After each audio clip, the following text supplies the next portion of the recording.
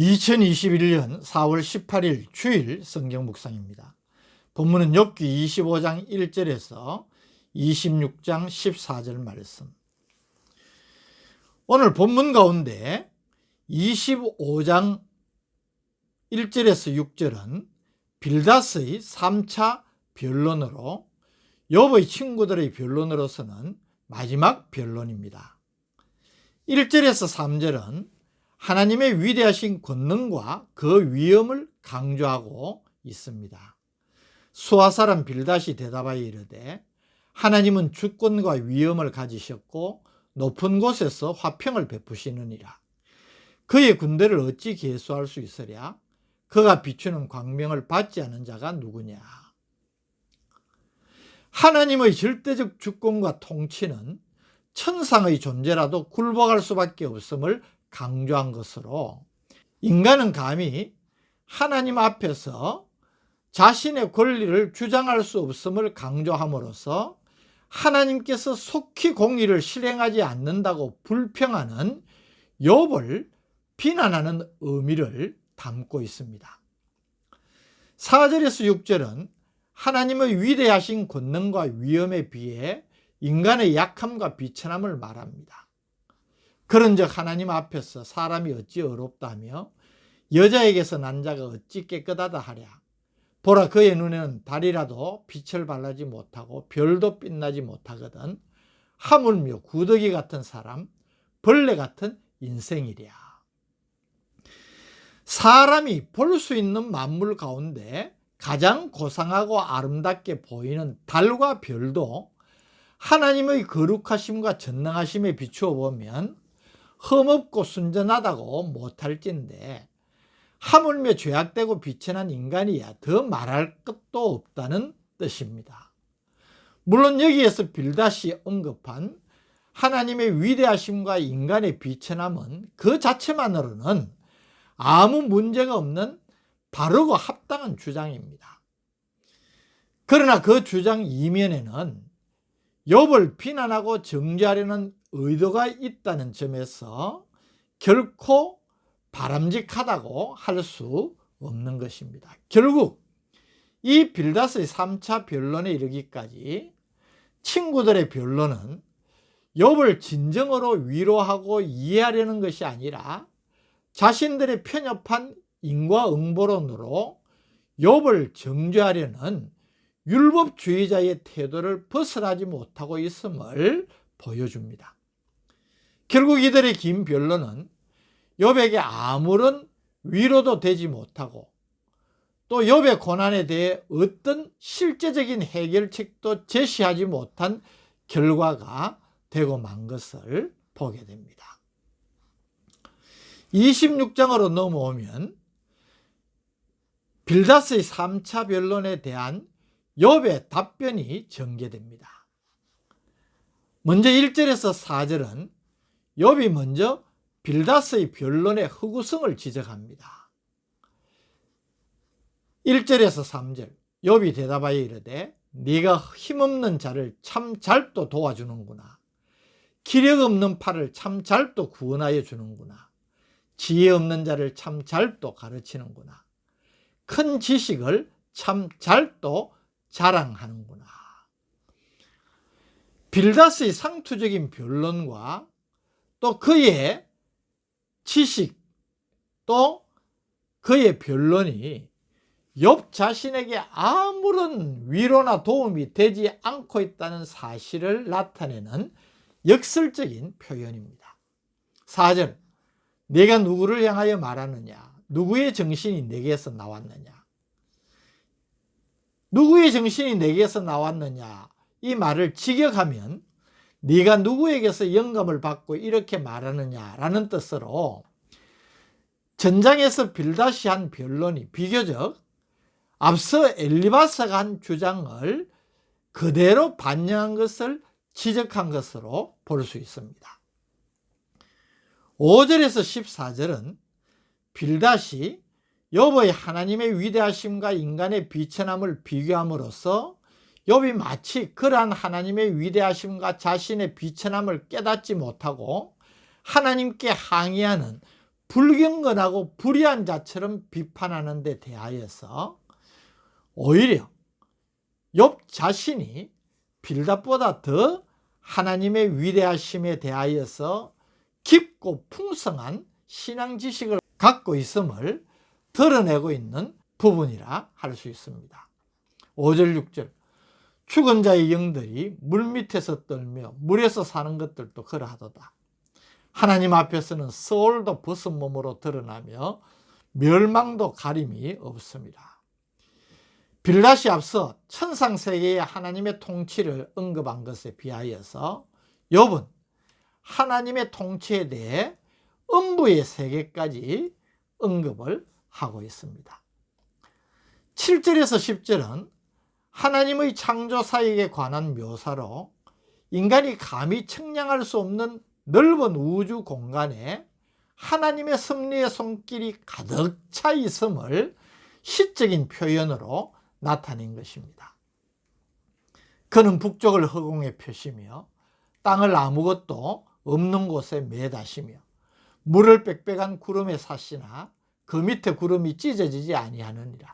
그는 보름달을 가리시고 자기의 구름을 그 위에 펴시며 수면의 경계를 그으시니 빛과 어둠이 함께 끝나는 곳이니라.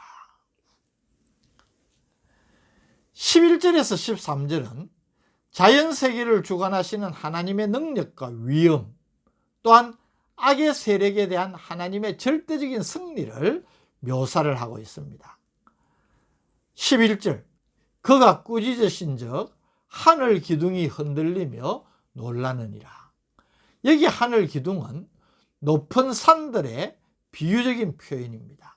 하나님이 꾸짖으시니까 높은 산들이 요동을 한다는 겁니다.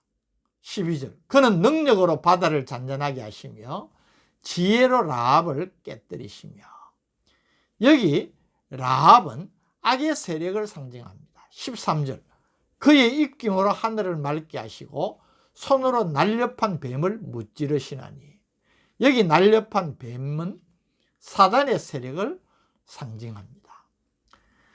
하나님은 온 우주를 능력으로 주관하시고 또 악한 사단의 세력을 깨뜨리시고 또 굴복시키신다는 말씀입니다.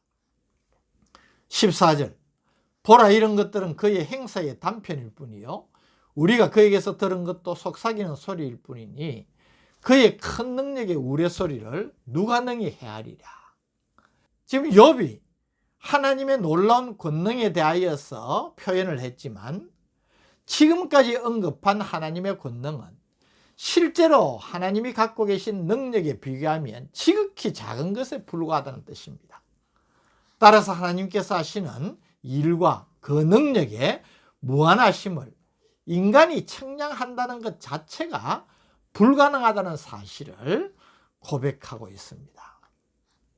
오늘 본문의 욥의 고백을 보면 하나님의 능력과 섭리가 측량할 수 없는 무한한 것임을 고백함으로써 인간이 하나님의 행하시는 뜻과 일을 다 이해하거나 판단하는 것은 불가능하다는 사실을 강조함으로써 비록 자신이 지금은 알 수 없지만 하나님께서 자신에게 이런 고난을 허락하시는 특별한 뜻, 즉 사람이 이해할 수 없는 섭리가 분명히 있음을 밝히는 동시에 그의 친구들이 가지고 있는 편협하고 단편적인 지식으로는 결코 이런 하나님의 섭리를 이해할 수 없다고 항변하는 것입니다. 오늘 우리의 삶에서도 이런 일들을 정도의 차이가 있지만 경험하지 않습니까? 우리의 인생에 부닥쳐오는 모든 상황과 그 의미를 우리가 다 헤아리거나 이해할 수 없습니다.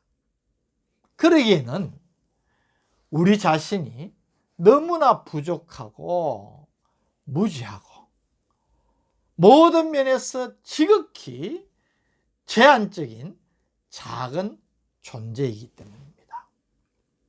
때문에 때로 감당할 수 없고 극복하기 힘든 상황을 만날 수밖에 없는 우리의 인생인데, 그런 가운데에서 절망하지 않고 소망을 굳게 붙들고 참아내고 일어날 수 있는 비결은 하나님의 섭리에 대한 확신을 가지는 믿음이라는 사실을 오늘 본문이 깨우쳐 주고 있는 것입니다.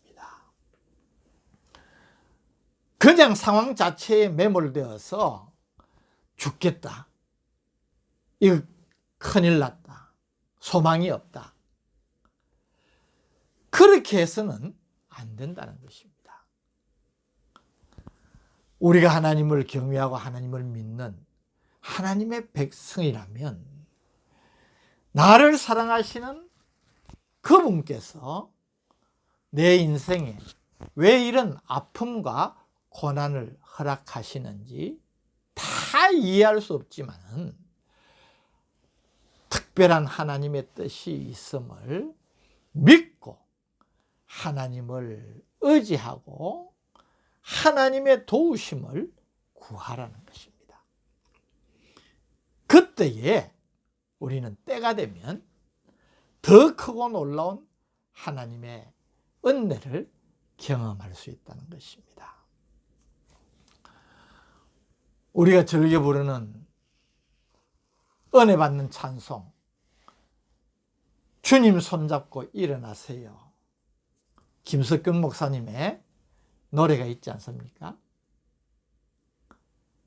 왜 나만 겪는 고난이냐고 불평하지 마세요.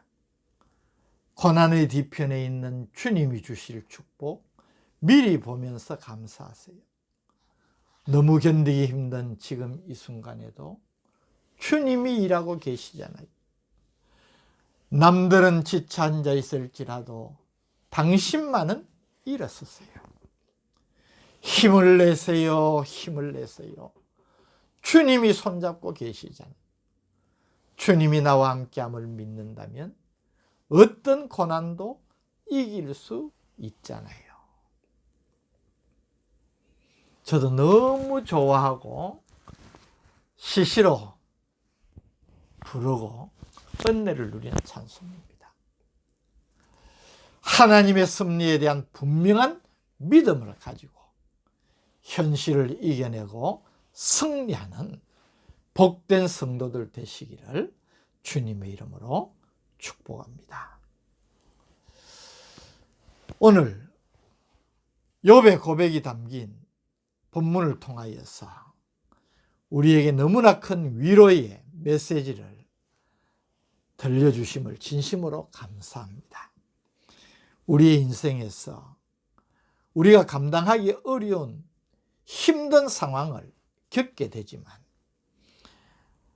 반드시 거기에는 하나님의 특별한 뜻이 있다는 믿음을 우리가 가지고 하나님의 사랑과 구원을 확신하면서 참고 견디며 더 온전히 믿음으로 하나님을 의지하는 우리가 데려가신 이 말씀,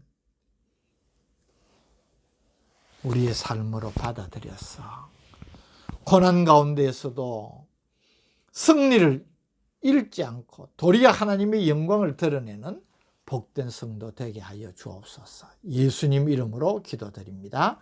아멘.